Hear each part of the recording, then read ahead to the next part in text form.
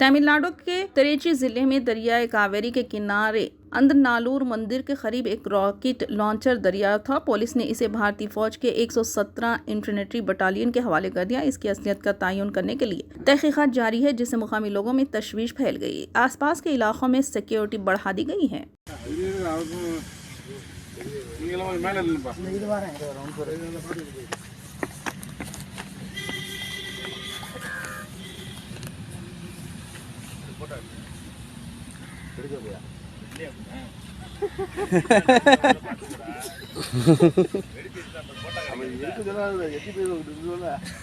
ஓடிட மாட்டான்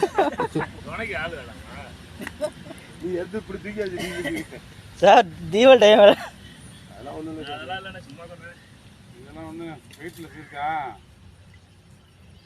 வெடிச்ச மாதிரி எனக்கு தெரியுது. வெடிச்சதா சார்? அதெல்லாம் அங்கே தானே வரும். இந்த உள்ள இருக்கா? முன்னாடி தான் சார். வாங்க வாங்க.